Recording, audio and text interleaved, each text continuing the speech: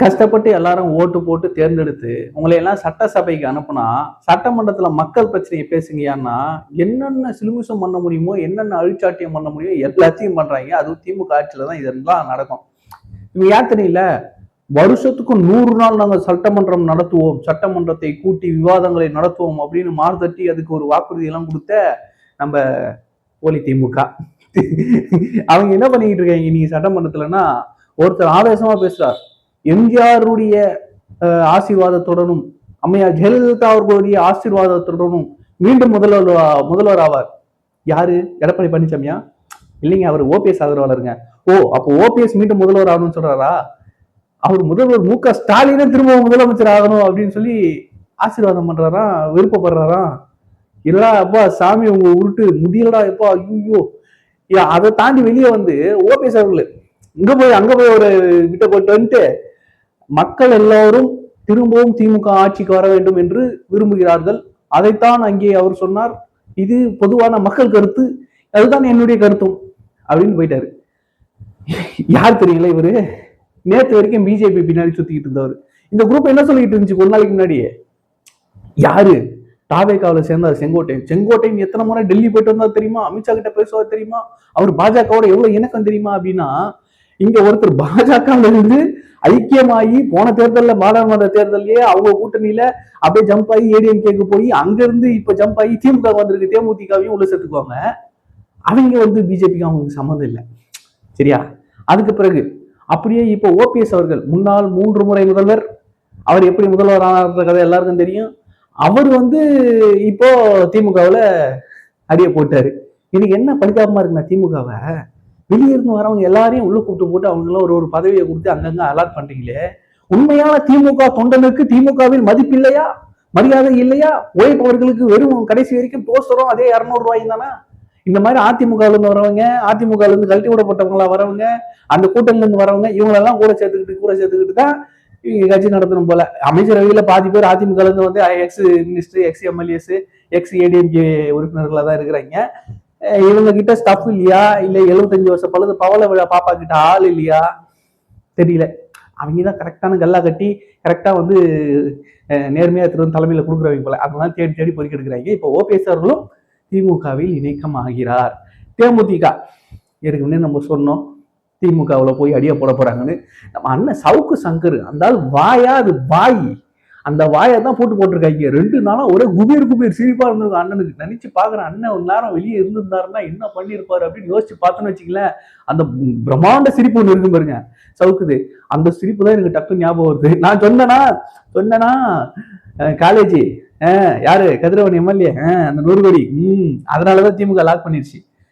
திமுக என்ன ஒரு ப்ரெஷர்ல இருக்கிறாங்கன்னா, எவ்வளவு காசு வச்சிருந்தாங்கன்னா எல்லாரையும் வாங்கி விலைக்கு வாங்கி உள்ள போடுறாங்க பாருங்களேன். இது அப்பட்டமா தெரியுதுல மக்களுக்கு. காசுக்காக இப்படி தேமுதிக அங்க போய் நின்றுச்சடா. அந்த மனசுல எப்படியெல்லாம் பாடுபடுத்தினாங்க திமுக. அந்த மண்டபத்தை இடிச்சு அசிங்கப்படுத்தி 2011 எலெக்ஷன்ல வடிவேல மேடையில ஏத்தி அந்த எவ்வளவு மோசமா வந்து சித்தரிச்சாங்க. அதுவும் மக்கள்கிட்ட நல்ல பேர் இருக்கக்கூடிய கர்ணனுக்கு அடுத்தபடியாக ஒரு கொடைவள்ளல், வாழும் கொடைவள்ளல்னா விஜயகாந்த் அப்படின்னு சொல்லக்கூடிய அளவுக்கு மக்கள் மனசை பிடிச்ச ஒரு தலைவரை எவ்வளவு கேவலப்படுத்த முடியுமோ, குடிகாரம் சொல்லி குச்சப்படுத்த முடியுமோ அவ்வளவும் பண்ணிட்டு அவர் உடல்நிலை இவ்வளவு மோசமானது காரணமே திமுக. ஆனா அந்த இடத்துல போயிட்டு தேமுதிக இணையும் அப்படின்ட்டு கனவுல கூட நினைச்சு பார்க்கல. 2016 அவ்வளவு கஷ்டத்துலயும் இல்ல நம்ம கட்சி ஏடிஎம்கே உடைக்குது, நம்ம சுக்குநூறு ஆக்குது ஏடிஎம்கே, திமுகவோட போகணும் அப்படின்னு நினைச்சுக்கிட்டு இருந்த சமயத்துல கூட திமுகவோட போகாம நம்ம தனியாவே போவோம், பரவாயில்ல கௌரவமா இருக்கலாம் அப்படின்னு சொல்லி கேப்டன் ஒரு முடிவு எடுத்தார்ல. அதை இன்னைக்கும் நிறைய பேர் கிரிட்டிக்ஸ் பண்ணாலும் வரவேற்பாங்க, பாராட்டுவாங்க. ஆனா இன்னைக்கு இந்த முடிவை கண்டிப்பா இது திமுக பெரிய அடி. ஏன்னா சிலர்லாம் சேர்க்கறதுனால ஆதரவு பெருகும், ஓட்டு பெருகும். சிலரை சேர்க்கறதுனாலேயே நமக்கு ஆதரவு பேக் அடிக்கும். அவங்க நல்லவங்களா இருந்தாலும். நல்லவர்களோட சேர்ந்தாங்கன்னா ஒரு மதிப்பு, நல்லவர்கள் கொடியவர்களோட போய் சேர்ந்துட்டு அதுக்கு ஒரு காரணம் சொன்னாங்கன்னு வச்சுங்களேன், அது தேமுதிக நிர்வாகிகளாலேயே ஏற்க முடியாது. அதாவது இவர்கள் நிர்வாகிகள் கிட்ட கேட்டாங்களாம், எப்போ போன மாசம் 9ஆம் தேதி, அதுக்கு நிர்வாகிகள் எல்லாரும் ஒருமித்த கருத்தாக திமுக சேர்ந்து சொல்லிட்டாங்களாம். அடிச்சு சத்தியம் பண்ணு பார்க்கலாம். அது எல்லாருமே திமுக சொன்னாங்க, அதேதான் ஓபிஎஸ் குரூப்பம். ஓபிஎஸ் குரூப்ல இருந்து வெளியே வந்தாங்க என்ன சொன்னாங்க, நாங்க எல்லோரும் ஒருமித்த கருத்தாக தாவேக்காவுக்கு போலாம் தான் சொன்னோம். ஆனா அவரு வேற ஒரு முடிவு எடுத்து வேற ஒரு பாதையில போய்கிட்டு இருக்காரு, எப்படிங்க அப்படின்ற மாதிரி அவங்க ஒரு பக்கம் கொந்தளிக்கிறாங்க. போராட ஒதுக்கி சட்டசபையில இந்த கூத்து வேற. அது எப்படி?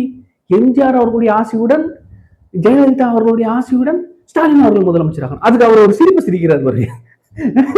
அவங்களே டேய் என்னடா இது ஸ்கிரிப்ட் இல்லாத காமெடியா இவன் குறுக்கத்துல வந்து கவுண்டர் போட்டுக்கிட்டு இருக்கான்ற மாதிரி இன்னைக்கு ஸ்கோர் பண்ணிட்டாலாம் இவன் அப்படின்ற மாதிரி ஸ்கோர் பண்ணி விளையாடிக்கிட்டு இருக்காங்க.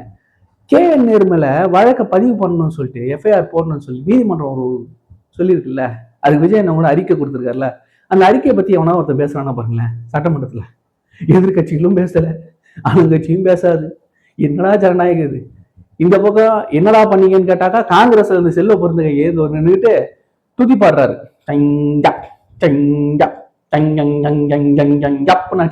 திமுக கூட இந்த அளவுக்கு பேசலாம். எனக்கு பிடிச்ச 2 தலைவர்கள், 2 முன்னோடிகள், ஒண்ணு கர்ணன், இன்னொன்னு மருது சகோதரர்கள். எதுக்கு இப்ப அது அப்படின்னா அரசகவி புலவர் பாடல்கள் பாடி பரிசல்களை பெற்று செல்ல வந்திருக்கிறார். பரிசு பாடும் பாடி தொலையும் அப்படின்ற மாதிரி 23ஆம் புலிகேசி டெம்ப்ளேட் அப்படியே பதியுது. நான் திரும்ப சொல்றேன், எனக்கு இந்த முதலமைச்சரை ஒரு படத்தோட ஒப்பிடணும்னா, எனக்கு இந்த அமைச்சரவை இந்த ஒரு படத்தோட ஒப்பிடணும்னா எனக்கு 23ஆம் புலிகேசி தான் ஞாபகம் வருது. நான் திரும்ப சொல்றேன், எனக்கு ஒரு சீன்ல தான் ஞாபகம் வருது. உங்களுக்கு ஞாபகம் வருதா? உங்களுக்கு அப்படி தோணுதான்றத கமெண்ட்ல சொல்லுங்க மக்களே. வேலூர் நம்மளே அப்டேட்ஸ் ஒண்ணுன்னா பாத்துக்கிட்டு இருக்கோம். இப்போ அந்த காவல் பாதுகாப்பு படை ஒண்ணு உருவாக்குனாங்க இல்லையா, தாவேக்காவுல பாதுகாப்பு படை இங்க வந்து தொண்டரணிக்கு ட்ரைனிங் கொடுக்குறதுக்கு, வாலண்டியர்ஸ்க்கு ட்ரைனிங் கொடுக்குறதுக்கு இறங்கி இருக்காங்க.